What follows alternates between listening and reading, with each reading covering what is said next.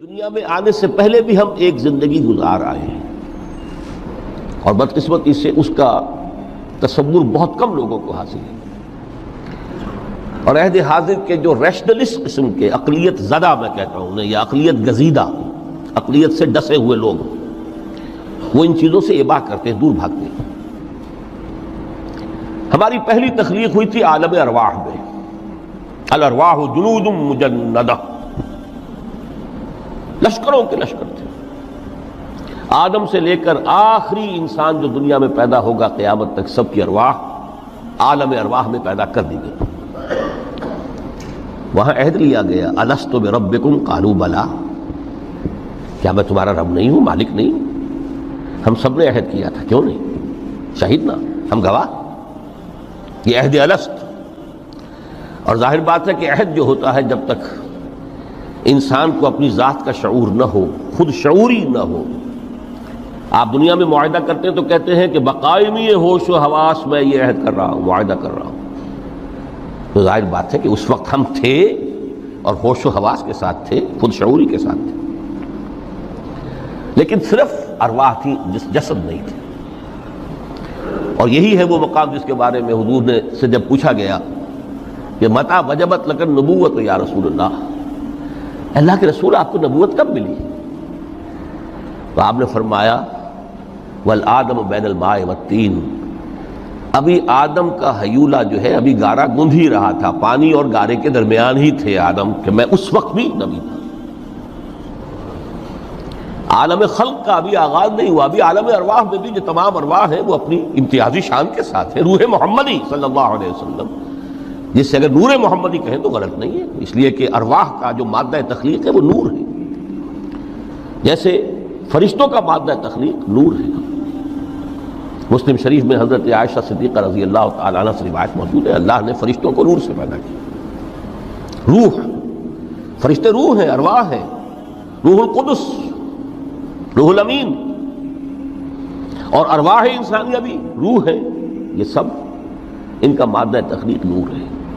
اس وقت ہم پیدا کیے گئے، صرف ارواح کی شکل میں ہم سے عہد لیا گیا اور پھر سلا دیا گیا۔ یہ پہلی موت تھی جو ہم پر وارد ہوئی ہے اس دنیا میں آنے سے پہلے، اس لیے کہ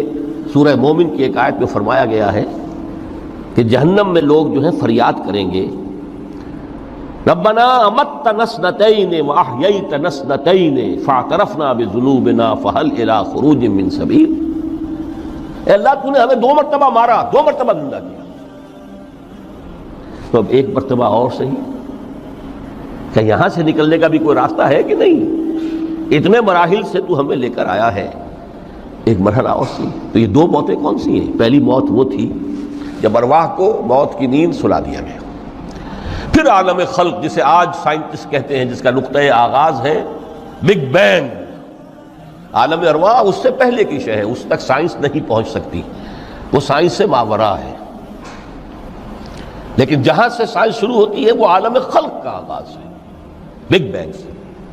وہ پھر مختلف مراحل، تنزل کے مراحل بھی آئے، ارتقاء کا مرحلہ بھی آیا، تفصیل میں جانے کا موقع نہیں ہے۔ بہت سے تنزلات کے مراحل اور بہت سے ارتقاء کے مراحل طے کر کے آدم تیار ہوا ہے۔ حضرت بیدل نے رحمت اللہ علیہ بہت خوبصورت شعر کہا ہے، ہر 2 عالم خاک شد تا بست نقش آدمی،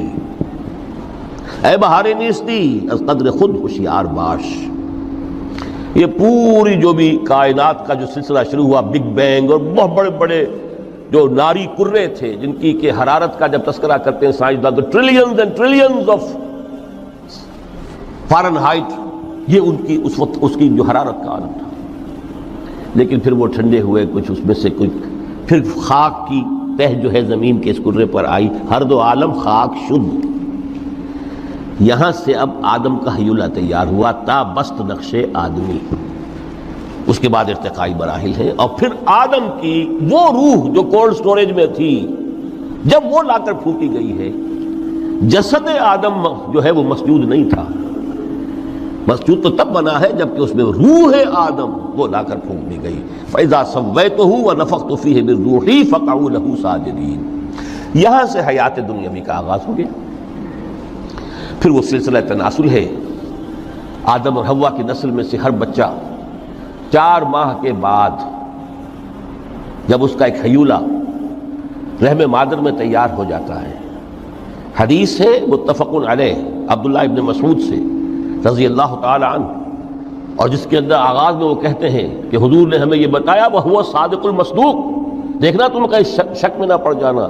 محمد کون ہے؟ الصادق المصدوق، جو سچے ہیں، جن کی سچائی کی اللہ گواہی دیتا ہے،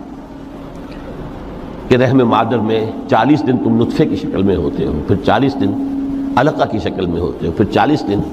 تم مضغہ کی شکل میں ہوتے ہو، پھر اللہ تعالیٰ فرشتے کو بھیجتا ہے جو اس میں روح پھونکتا ہے، وہی عمل جو آدم کے جسد حیولہ کے ساتھ ہوا تھا، ہر ابن آدم اور بنت آدم کے لیے وہی عمل ہے کہ جو رحم مادر میں 4 مہینے کے بعد دہرایا جاتا ہے۔ یہاں سے حیات دنیاوی شروع ہوئی،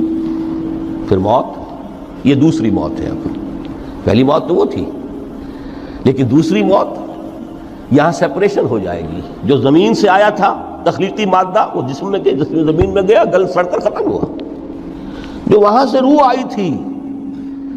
وہ اس زمینی وجود کا جو لب لباب ہے، جان، نفس، اس کو لے کر اپنے ساتھ، اور وہ جائے گی عالم بالا کو۔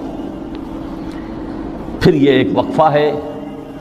پھر بعث بعد الموت ہے، تو احیاء بھی 2 ہو گئے، ایک مرتبہ پہلی موت کے بعد زندہ کیا اس عالم میں، آنکھ کھلی اس عالم میں ہماری، یہ پہلا احیاء تھا۔ کیف تکفرون باللہ وکنتم امواتا فاحیاکم ثم یمیتکم ثم یحییکم ثم الیہ ترجعون۔ دوسرا احیاء وہ ہوگا قیامت کے دن، بعث بعد الموت، اور پھر اس کے بعد وہ زندگی ابدی زندگی ہے، ہمیشہ کی۔ یہ تصور سامنے رکھیے، تو یہ جو تھوڑا سا وقفہ، یہ تو زندگی بہت طویل ہے، تو اسے پیمانہ امروز و فردا سے نناب جاویداں پہم دماں ہر دم جمع ہے زندگی۔ اس میں یہ وقفہ جو ہے خلق الموت والحیات لیبلوکم ایکم احسن عملا، یہ اس جسد کے ساتھ اس روح کا اتصال، اور یہ 30 40 50 60 70 80 100 برس کی عمر، یہ ایک وقفہ ہے، یہ امتحانی وقفہ ہے، تمہیں جانچا جا رہا ہے، پرکھا جا رہا ہے، ایکم احسن عملا۔ اب اگر تو 2 چیزیں انسان پر واضح رہیں، اور نہ صرف واضح رہیں، مستحضر رہیں، واضح تو ہو جاتی ہے ایک چیز، پھر آدمی بھول جاتا ہے، تو کوئی فائدہ نہیں دیتا اس کے، مستحضر۔ ایک یہ کہ اصل زندگی آخرت کی زندگی ہے، طویل ہے، بل توسرون الحیات الدنیا والآخرۃ خیر وابقیٰ،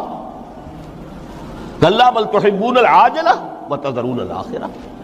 تم اس عاجلہ کو پسند کرتے ہو، اس دنیا کی زندگی کو تم ترجیح دیتے ہو، جبکہ آخرت ہے جو باقی رہنے والی ہے،